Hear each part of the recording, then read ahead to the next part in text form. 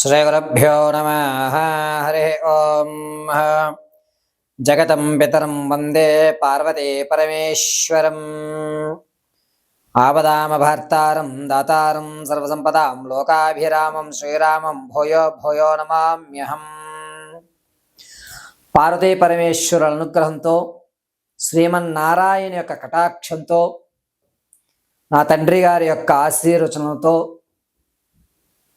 ఈరోజు మీ అందరికీ కూడా మేషం నుంచి మొదలుకొని మీనరాశి వరకు కూడా జాతక పర్యంతంలో కుజుడు అతను ఉండేటువంటి స్థానాన్ని బట్టి జరిగేటువంటి ఫలితాలు అనేటువంటివి వివరిస్తాను.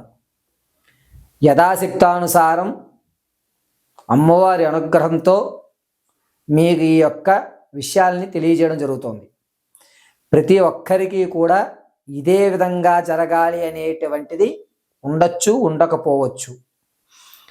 మేషరాశిలో జనించిన వారికి కుజుడు ఏ స్థానంలో ఉంటే లాభపడతాడు, ఆరోగ్యపరంగా ఎప్పుడు ఏ స్థానంలో ఉంటే అనారోగ్యాలు అనేటువంటి తగ్గుతాయి. అదేవిధంగా ఏ స్థానంలో కుజుడు ఉండడం వల్ల ధనపరంగా ఆర్థిక పరంగా నిలదొక్కుంటాం. ఖ్యాతి ప్రఖ్యాతులు అనేటువంటివి కుజుడు ఏ స్థానంలో ఉంటే మన యొక్క గౌరవాలు పెరుగుతాయి అనేటువంటి విషయాన్ని యథాశక్తానుసారం మీ అందరికీ కూడా తెలియజేయడం జరుగుతుంది. అయితే ప్రతి ఒక్కరి యొక్క date of birth, time, place of బర్త్ను బట్టి కుజుడు తన స్థానాన్ని ఉన్నటువంటి విధానం, అందులోనూ కుజుడు ఇతర గ్రహాల్ని నీచంలో చూస్తున్నాడా, ఉచ్చస్థానంలో నుంచి చూస్తున్నాడా, మూల త్రికోణంలో నుంచి చూస్తున్నాడా అనేటువంటి విషయాన్ని పరిగణనలో చేసుకోవాలి. ఇది ఒక్కటే ప్రామాణికం కాదు. కేవలము జ్ఞానాన్ని తెలుసుకుని ఇలా ఉండడం వల్ల ఇది జరుగుతోంది అనేటువంటి విషయాన్ని మీకు తెలియజేయడం కొరకు కుజుడు ఏ స్థాయిలో ఉంటే, ఏ స్థితిలో ఉంటే మనకి ఏం జరుగుతాయి అనేటువంటి విషయాన్ని మీకు తెలియజేస్తాను. ముందుగా మన యొక్క జాతక చక్రంలో 12 గళ్ళు ఉంటాయి. ఈ 12 గళ్ళలో ప్రారంభం ఎక్కడా అనేటువంటి దాన్ని లగ్నము అంటారు. లగ్నము అంటే మొట్టమొదటి స్థానం. అది 1వ స్థానంగా పరిగణించుకుని కొంతమంది సవ్య దిశలో 2, 3, 4, 5, 6, 7, 9, 10, 11, 12 కింద వేస్తారు. కొంతమంది అపసవ్య దిశలో వేస్తారు.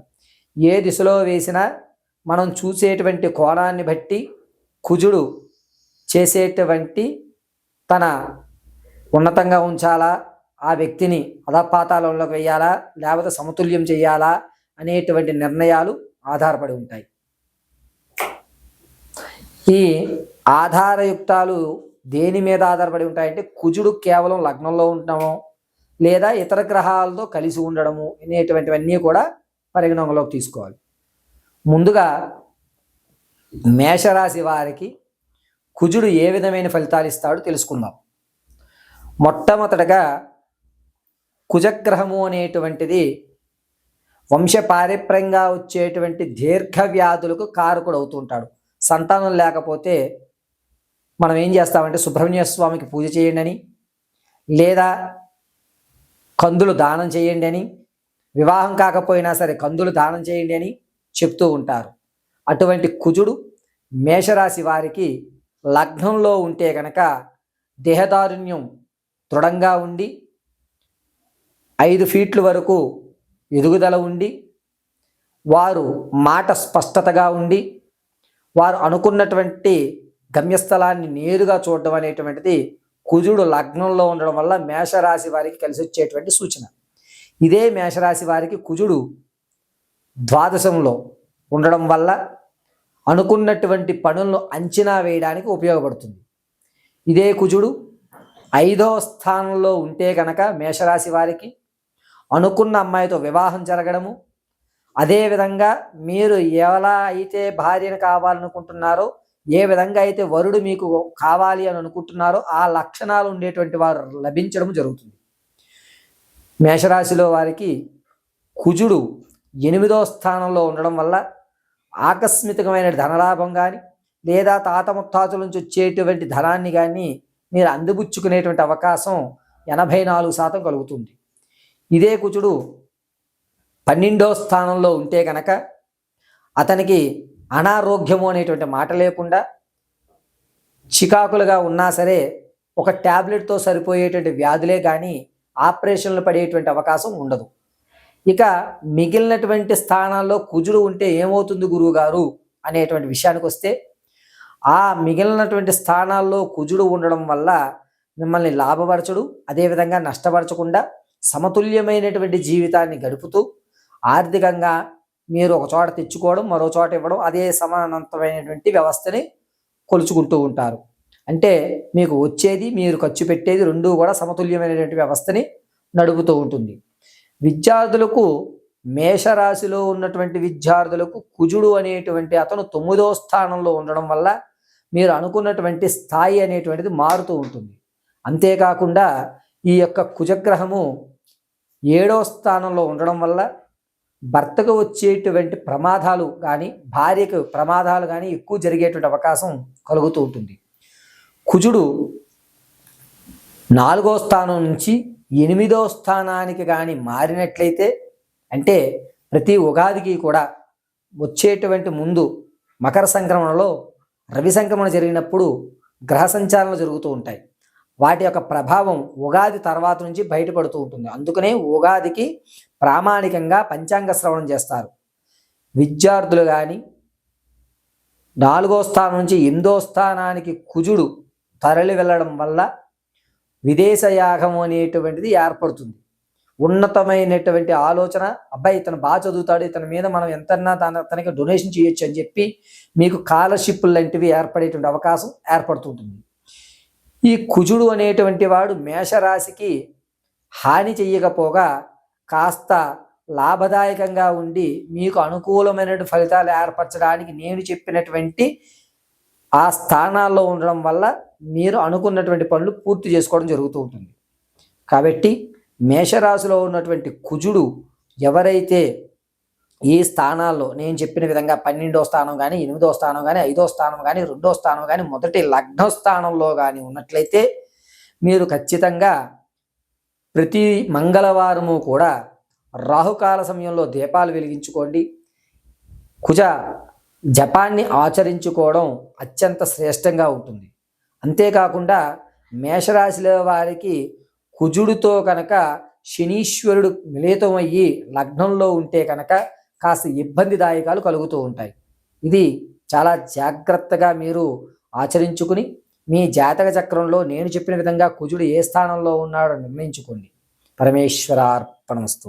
తదుపరి మకర రాశి వారి యొక్క లగ్నంలో కుజుడు ఉన్నట్లయితే కనుక ఆవేశపూరితమైనటువంటి ఆలోచనలు తీసుకోవడం, 2వ స్థానము 5వ స్థానము 8వ స్థానము 12వ స్థానంలో కుజుడు కేతువు రవిలతో కలిసి ఉంటే కనుక ఉగ్రమైనటువంటి ధోరణి అనేటువంటిది ఏర్పడుతూ ఉంటుంది. కుజుడు 4వ స్థానంలో చంద్రుడు కేతువులతో కలిసి ఉన్నట్లయితే కనుక అతడు నెమ్మదస్తంగా ఉండి అవకాశాలు అందిపుచ్చుకుని ఒక మెట్టు ఎక్కి తను సొంతంగా వ్యాపారం చేసుకునేటువంటి అవకాశం కలుగుతుంది. కుజుడు కనుక 2వ స్థానంలో చంద్రుడితోటి కేతువుతోటి కలిసి ఉన్నట్లయితే అతనికి ఉద్యోగ స్థిరత్వము, ప్రమోషన్ వచ్చేటువంటి అవకాశం, వీలైతే కనుక అతను వేరే కంపెనీలో 2-3 కంపెనీల్లో ఇన్వెస్ట్మెంట్ స్లీపింగ్ పార్ట్నర్స్ చేసేటువంటి అవకాశం ఏర్పడుతుంటుంది. విద్యార్థులకు 5వ స్థానంలో మకర రాశి వారికి కుజుడు ఉన్నట్లయితే కనుక అద్భుతమైన ఫలితాలు ఏర్పడి విద్య అనేటువంటిది సబబుగా సాగుతూ ఉంటుంది. అంతేకాకుండా కుజుడు అనేటువంటి వ్యక్తి 4వ స్థానంలో 8వ స్థానంలో కనుక రవిచంద్ర శనీశ్వరుడితో కలిసి ఉంటే కనుక ఇంతకుముందు మీరు ఏదైతే తాత ముత్తాతల నుంచి పొందినటువంటి ఆస్తిగా ఉంటుందో అది ధారదత్తం చేసేయవలసినటువంటి అవకాశం ఏర్పడుతుంది. అదే ఇప్పటి వరకు అనుభవించింది నీది కాదు, ఇక చాలు అని చెప్పి దాన్ని లాక్కునేటువంటి అవకాశమే ఎక్కువ కలుగుతూ ఉంటుంది. కుజుడు కనుక మకర రాశి వారికి 3వ స్థానంలో చంద్రుడు కేతువుతో కలియక ఉండడం వల్ల అద్భుతమైన ఫలితాలు ఏర్పరిచి అనుకోకుండా మీకు ధనం అనేటువంటి చేకూరుతుంది. అంతేకాకుండా భార్యాభర్తల మధ్య ఇబ్బందులు అనేటువంటిది మకర రాశి వారికి కుజుడు 2వ స్థానంలో చంద్రుడిని కేతువు రవిని మూల త్రికోణంలో చూడటం వల్ల చాలా ఇబ్బందికరమైనటువంటి వ్యవస్థ నడుపుతూ భార్యాభర్తల మధ్య గొడవలు అనేటువంటివి ఎక్కువ జరుగుతూ ఉంటాయి. అంతేకాకుండా మకర రాశి వారికి కనుక కుజుడు 6వ స్థానంలో ఉండి 8వ ఇంట కనుక శనీశ్వరుడు, చంద్రుడు, రవి కలయిక ఉన్నట్లయితే అతను అనుకోకుండా కొన్ని రంగాల్లోకి తమ ప్రమేయం లేకుండానే వెళ్ళడం జరుగుతుంది. ఆ రంగంలో తన ఆసక్తిని మళ్ళా ఆ నుంచి మొదలు పెట్టుకుని ఆసక్తి తెచ్చుకుని ఆ రంగంలో విజయం అనేటువంటిది సాధిస్తూ ఉంటాడు. ఈ కుజుడు మకర రాశి వారికి ఉన్నతమైనటువంటి ఆలోచన ఇచ్చిన ఆచరించడానికి గాను అవకాశాలు రావాలి అంటే కుజుడు 4వ స్థానంలో గురుడితోటూ రవితోనూ కలిసి ఉండాలి. అలా ఉన్నట్లయితే ఆకస్మికమైన ఆలోచన కలుగుతూ ఉంటుంది. అంతేకాకుండా మకర రాశిలో ఉన్నటువంటి వారికి కుజుడు అద్భుతమైన ఫలితాలు ఇవ్వాలి అనుకుంటే కనుక ప్రతి గురువారం రోజున దక్షిణామూర్తిని కానీ లేదా దత్తాత్రేయ స్వామి వారికి కానీ 5 చపాతీలు అనేటువంటి బటర్ వెన్నతో చేసి వాటిని ఏదన్నా గోరంగు అంటే గోమేతకం కలిగినటువంటి రంగులో కానీ లేదా కపిల గోవులకు కానీ లేదా నల్లటి ఆవులకు కానీ తినిపించడం వల్ల అద్భుతమైనటువంటి ఫలితాలను ఏర్పరచుకుంటూ ఉంటారు.